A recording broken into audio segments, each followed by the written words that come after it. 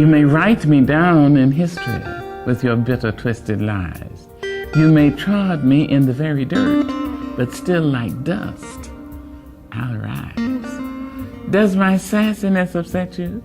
Why are you beset with gloom just 'cause I walk as if I have oil wells pumping in my living room? Just like suns and like moons, with the certainty of tides, just like hope springing high, still I rise. Did you want to see me broken? Bowed head and lowered eyes, shoulders falling down like teardrops, weakened by my soulful cries. Does my sassiness upset you? Don't take it so hard just 'cause I laugh. As if I have gold mines digging in my own backyard. You can shoot me with your words. You can cut me with your lies. You can kill me with your hatefulness. But just like life, I rise.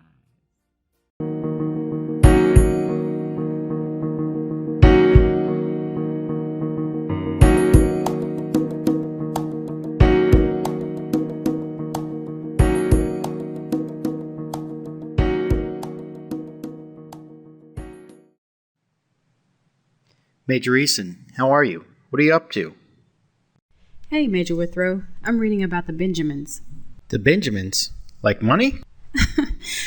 No, Will. It's about Brigadier General Benjamin O. Davis, Sr. and his son, General Benjamin O. Davis, Jr. It's not about the movie. It's all about the Benjamins. Okay, I know a little about these generals, but not much. Major Eason and Major Withrow, I hope I'm not interrupting. It seems you guys were in a deep discussion. I just need to heat up my lunch. You are not interrupting at all. Major Eason is just telling me about the Benjamin. Okay, dinero. That is funny. Major Withrow said the same thing you said, but in English. I have a few articles here about the Benjamins. They were father and son who served in the Army and Air Force.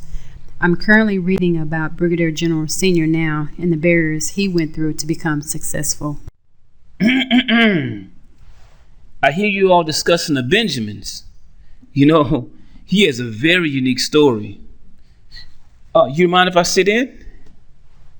Thanks. This is going to be great. Hey, I heard you guys discussing the Benjamins. Mind if I join in? Absolutely. Major Eason just started to read one of the articles on Brigadier General Benjamin O. Davis Sr. Leanne, please continue. It says here, Benjamin O. Davis Sr. was the first African American to be named general in the American military. Davis claimed to have been born on July 1st, 1877, but according to some sources, his birth date may have been in May 1880 and that he lied about his age to enlist in the Army without the permission of his parents. Davis was born in Washington, D.C. to Louise P.H. Davis and Henrietta Stewart Davis. His father was a messenger for the Interior Department and his mother was a nurse. Davis attended M Street High School in Washington, D.C., but during his senior year, he took classes at Howard University. There's more. Because of his cadet training in high school, Davis Sr. entered the U.S. Army on July 13, 1898, during the Spanish-American War. He was a temporary first lieutenant assigned to the 8th United States Volunteer Infantry, an all-black unit stationed at Chickamauga Park, Georgia, from October 1898 until the unit disbanded in March 1899 after the end of the war. On June 18th, Sr. re-entered the Army as a private with the 10th Cavalry, you may know them as the Buffalo Soldiers, and was stationed at Fort Dushan, Utah. Within a year, Davis Sr. rose to the rank of Sergeant Major. He was then mentored by Lieutenant Charles Young, the only black officer in the military at that time. Young encouraged Sr. to seek an officer's commission, which he received on February 1st, 1901. At Fort Leavenworth, Kansas, along with another former enlisted African-American, John E. Green. Here's a side note about Charles Young.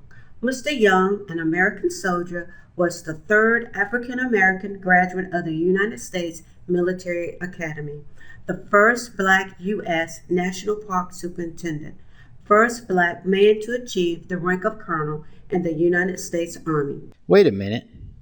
I have a question. How can you join or even volunteer in the military as a temporary first lieutenant and then enlist in the regular Army as a private? Ma'am, if you'd allow me, I'd like to respond to Major Withrow's question.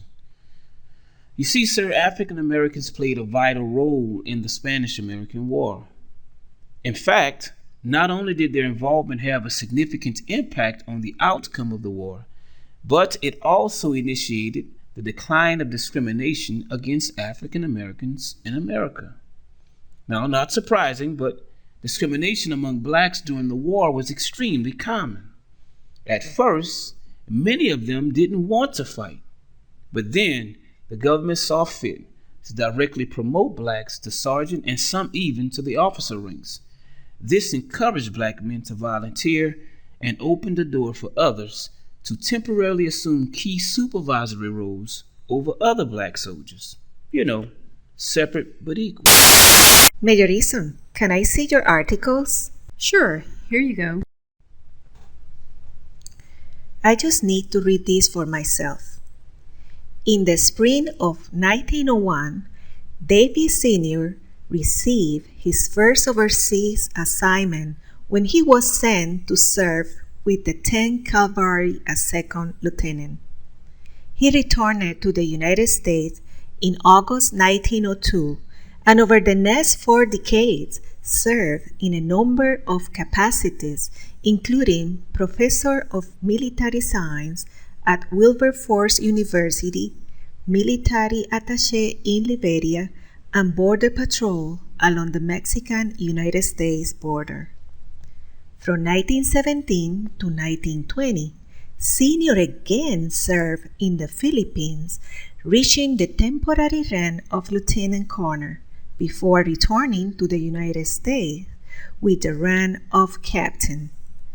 Between 1920 and 1938, Davis Sr. serves as professor of military science at both Tuskegee and Wilberforce again, but that year he took command of the 369th Regiment, New York National Guard, as colonel.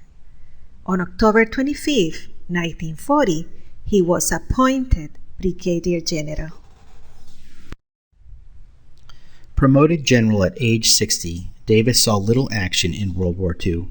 During the conflict, he mostly made inspection tours of black troops in Europe. While in this role, Davis Sr. increasingly supported the desegregation of the U.S. Army. In 1947, he was appointed a special assistant to the Secretary of the Army. On July 20, 1948, President Harry Truman presided over the public ceremony in which Davis Sr. retired after 50 years of military service. Benjamin O. Davis Sr. married Eleanor Dickerson in 1902. The couple had 2 children, a daughter, Olivia, born in 1905, and a son, Benjamin Jr., who in October 1954 became the second African American to attain the rank of general, although in this instance in the U.S. Air Force.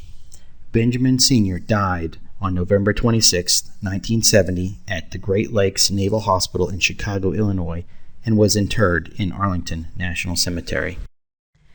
I can't imagine how Benjamin Sr. dealt with being discriminated his entire time in the service, but just reading these articles about him shows how he paved the way not only for his son, but also for myself to becoming an officer. Hey team, check this out. Here's an article about Benjamin O. Davis Jr. Let's see, right here.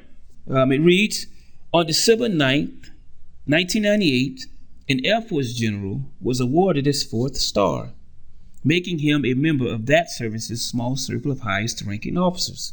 However, as the first African-American officer to receive this honor in retirement, General Benjamin O. Davis Jr. is a member of an even smaller group. Wow.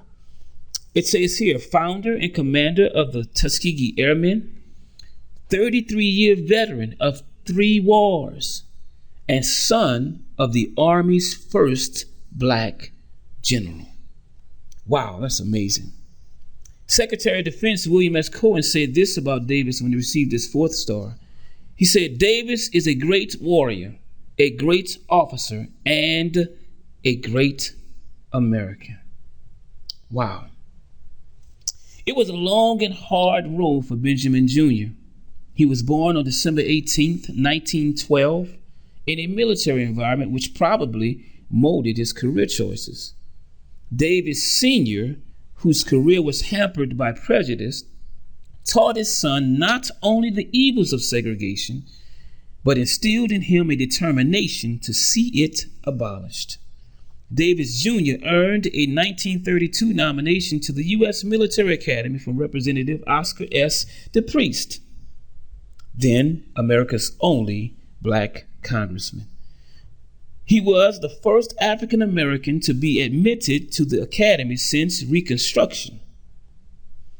Jr. was determined to fly, but after 4 years of being shunned, that is, he was spoken to only for official reasons, as West Point's only black cadet, he found that even his standing at 35th in the 276 member class of 1936 could not convince the Army Air Corps to allow him to enter flight training. Wow. Barriers of discrimination, segregation, and humiliation he went through at West Point were unacceptable, yet young Ben was determined to reach his goals.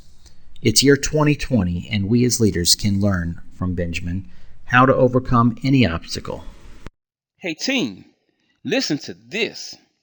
It says that after President Franklin D. Roosevelt promoted Davis Sr. to Brigadier General, he ordered the Army Air Corps to create a flying organization for colored troops. Wow. Davis Jr., the only living black West Point graduate, was ordered from Fort Benning, Georgia, to Tuskegee Army Airfield in Alabama. Now this next part, you're going to like this. It says from the day he first pinned wings on black pilots, Davis Jr. would see his Tuskegee Airmen swell in ranks to 1,000, wow, and form the 99th Pursuit Squadron, later 332nd Fighter Squadron. Now, we know them as the Red Tails. Now, it goes on to say that although critics in early reviews reported that the Negro type has not the proper reflexes to make a first-class fighter pilot, Davis Jr. used a combination of political diplomacy and professional action to convince detractors that his men were more qualified than some and braver than most. Their March 24, 1945 escort mission to Berlin, resulting in 3 direct kills and no loss of friendly bombers, is legendary. Davis's subsequent assignments and commands were a mixed bag of personal success and cultural misunderstandings.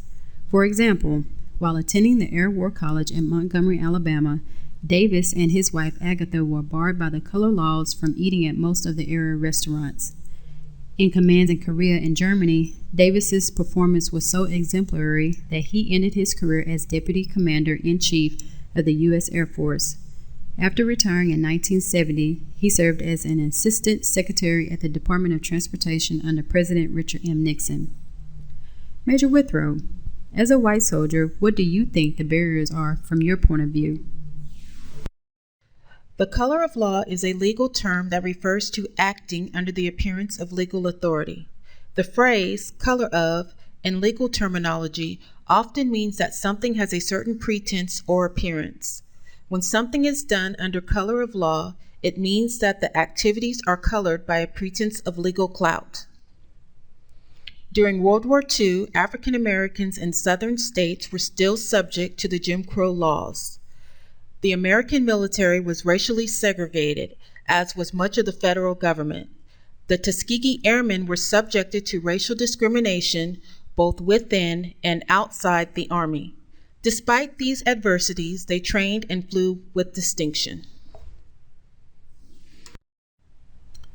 Well, I think the main barrier he faced was cultural racism, because his accomplishments speak for themselves. During his years of service, pre-civil rights, Jim Crow, he helped break this barrier for others to follow.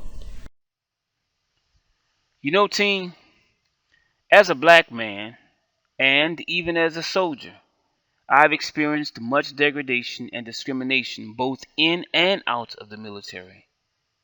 but nothing like the Benjamins, and took on a system of racism that walled them on every side.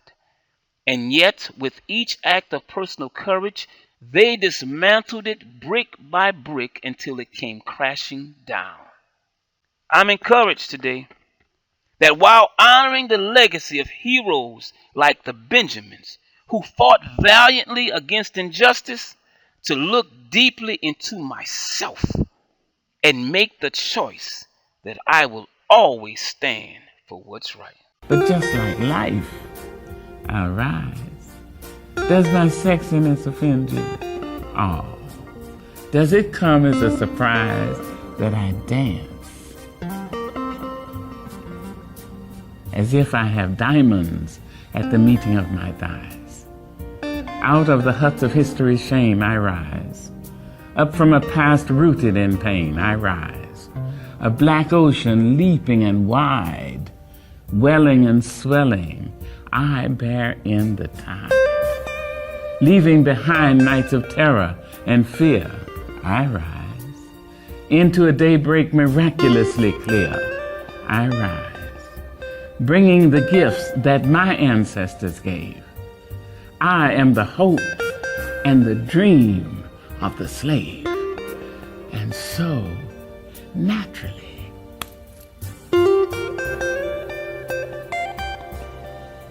here I go rising.